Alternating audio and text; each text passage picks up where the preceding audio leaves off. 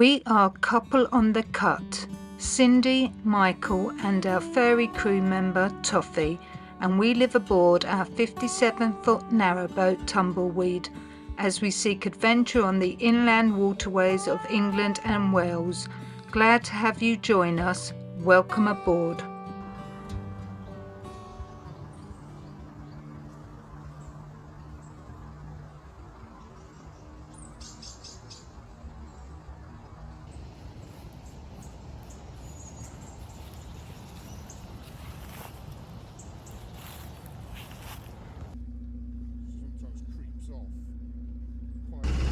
Morning everyone. Morning. Hope you're well. Got up this morning and it was 4 degrees. It was probably warmer in our fridge than it was outside. But yesterday I did do an introduction to say that we were heading towards a junction to get onto the Shropshire. But we made Slade Heath and got through the 5 locks that we had to do. But filming was a bit arduous, to be honest, because it was raining, it was drizzly, and it just rained the whole way through. And Cindy, after the lock, spent some of the time on the boat with Toffee because Toffee was feeling a little bit like a drowned rat, really, wasn't she? Yeah. She won't go inside on her own. She'll potter inside, but come out as soon as the engine revs change. The moment I change the engine revs, she's running up looking at what's going on. So she was glad to get in the warm, I think. Yeah, bit bedraggled. But you know, I stayed out in the rain on my own, getting soaking wet, but I didn't say anything because I don't do I, wench? And yeah, so we stayed in Slade Heath last night, Slade which we've just left. The clocks went forward, which surprised me because when I woke up this morning at 3:30, I thought, my goodness, that's too early to get up. But realised that actually the clocks had gone forward. And we had forgotten about it. We knew it was happening, but we did forget last night. Yeah. So I changed the clocks on the wall this morning, and it's now, what time is it now? It's 7:35. So obviously a bit lighter because of it being effectively 8:35. I don't know how many days you go on doing that for. Oh look, it should be this time. Yeah. And then all of a sudden you get used to it. But I understand there's people are lobbying to stop the clocks changing now, aren't they? Yeah. So I think it used to be done for the farmers. I don't know. I think that's what it used to be done. But you know, people can comment and let me know what the original reason was for the clocks changing. It'd be interesting to know. I haven't really looked it up, but I think it was to do with farming and I think entertainment or something. It remains the same for, so it's lighter at summertime. But anyway. We're on our way now. We're going to make what junction? Great Haywood? Orthley Junction to get onto the Shropshire Union main line. And there's a stop lock there as we turn to get under the bridge to get onto the Shropshire. But before that, we've got what are they called? Something rocking. The narrows. There's a narrow area that we're heading for in about, I think, an hour.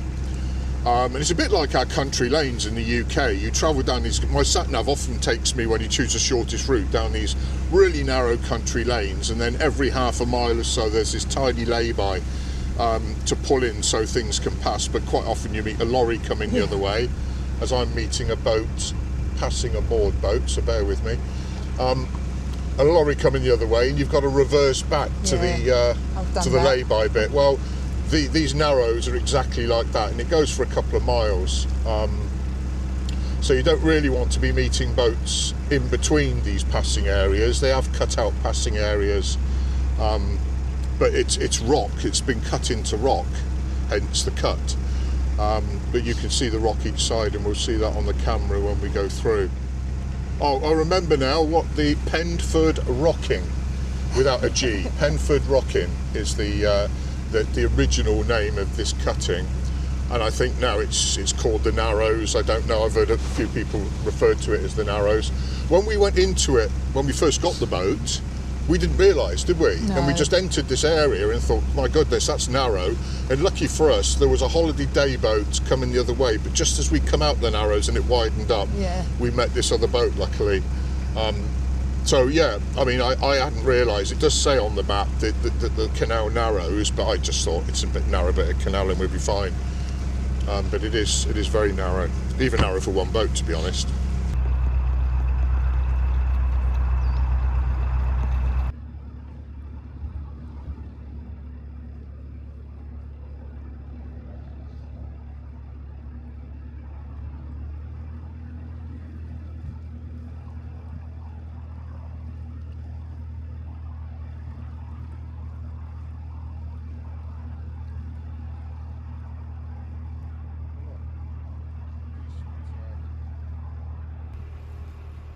Neither of us like graffiti, but on this bridge you have to appreciate the artwork involved.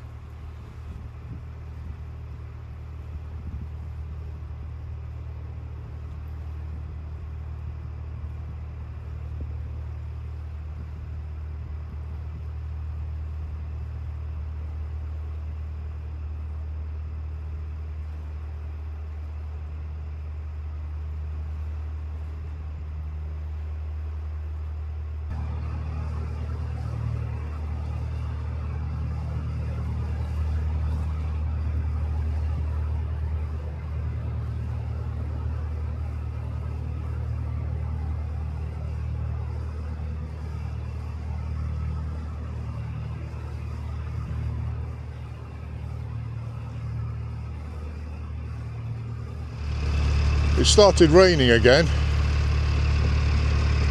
but we'll soon be coming up to the Ponford Rockin that we talked about earlier. So we'll try and get a bit of film of that as we go through, and hopefully not meet another boat coming the other way. We didn't last time, so I'm not sure.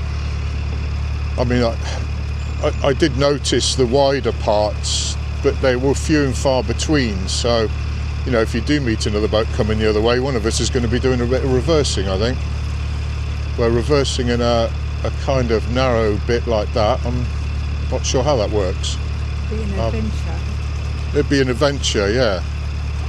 How hard can it be?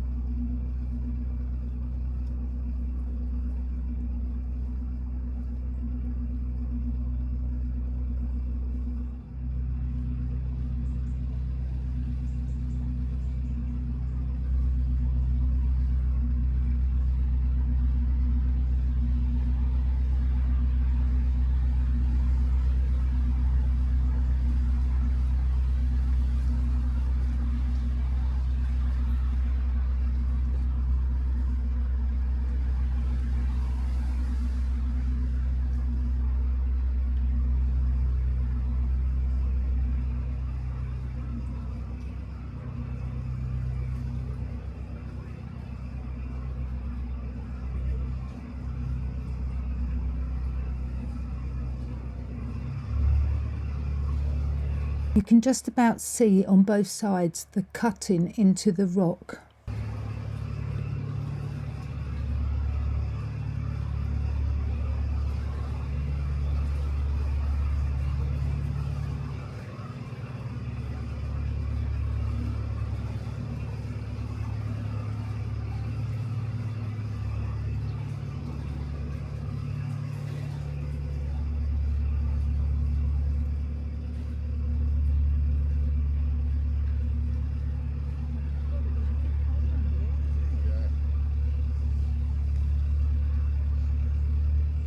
Well, we're out of the cutting, quite narrow, but one of the reasons we set off at 7:30 was to try and get through before too many boats are on the water.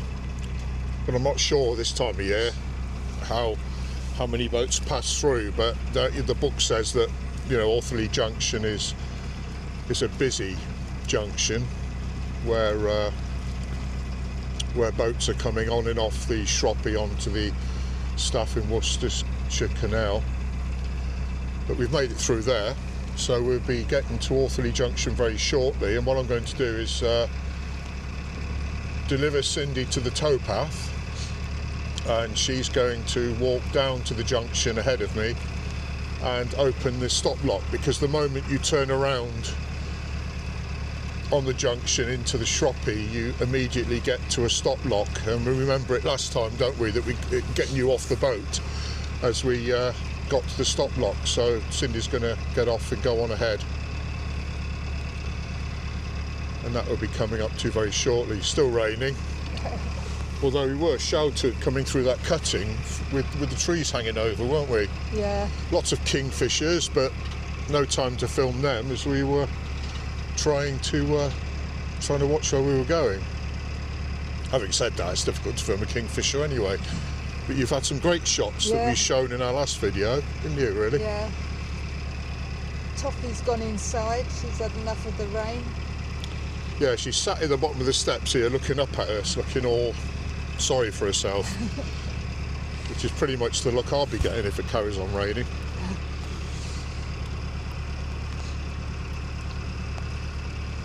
Although I can see blue skies over there. Yeah, there's breaks in the cloud. It's just, I'm not sure. It did say that there wouldn't be much rain until 2 o'clock, but, well, the app's rubbish, isn't it? Oh, that's really coming down now.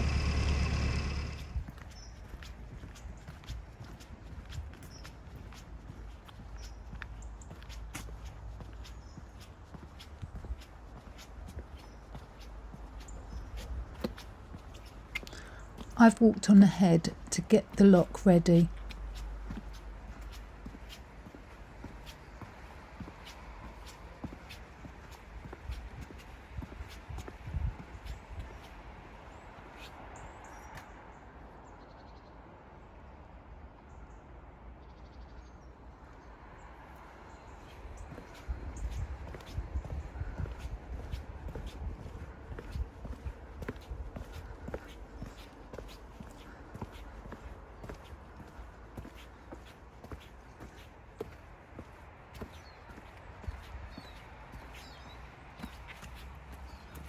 I almost slipped then.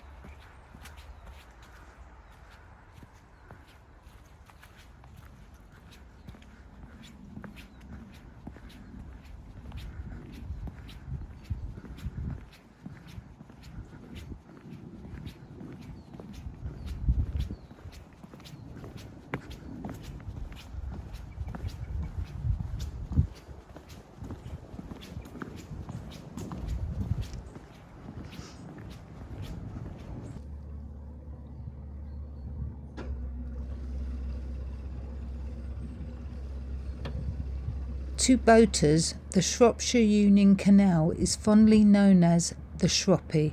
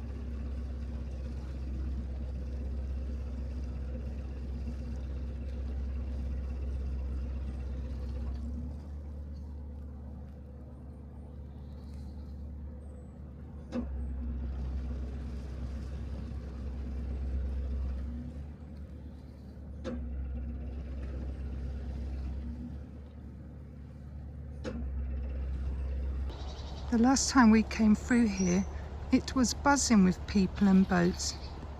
It's completely empty now.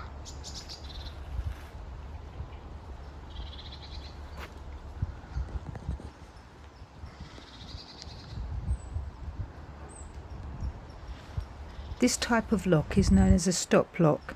A stop lock typically has a very small water level drop, often only a few inches. They were originally used as a way to control the flow between different canal companies' water. Each canal company safeguarded its water supplies, and the stop lock was a way to control the flow between different systems. As most canals are now managed by the Canal and River Trust, boats can move freely, so most stop locks have been removed.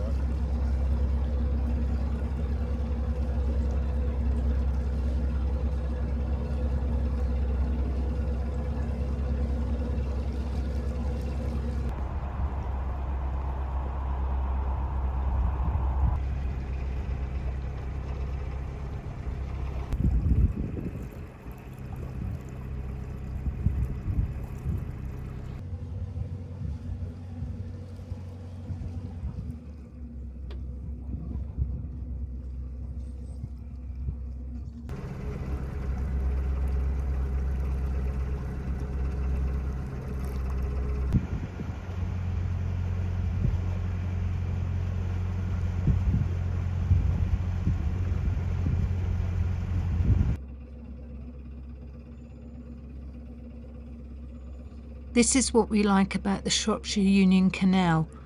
Nature is so close to the boat.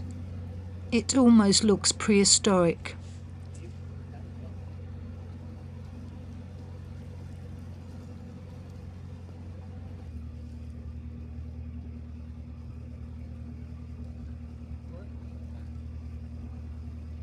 Thank you. The bridges are somewhat special too.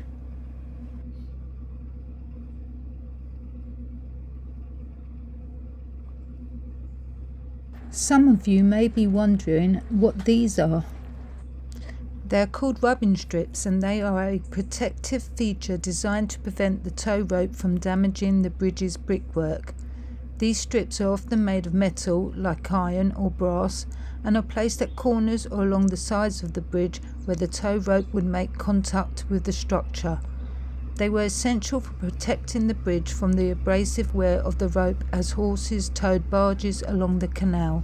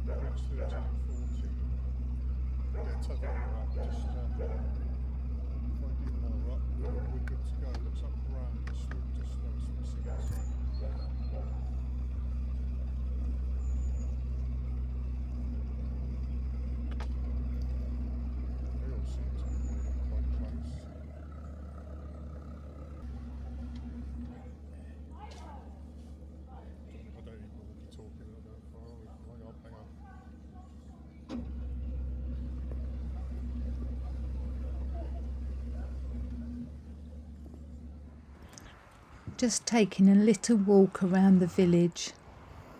The name of this village is actually pronounced Brewood. It derives from the Celtic word bree, meaning hill.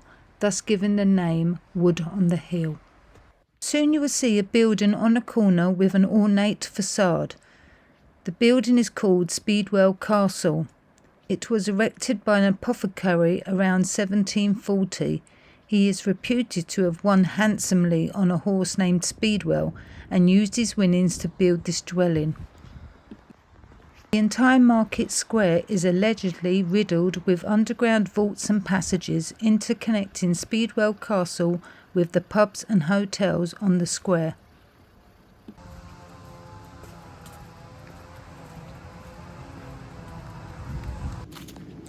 And back home to Tumbleweed.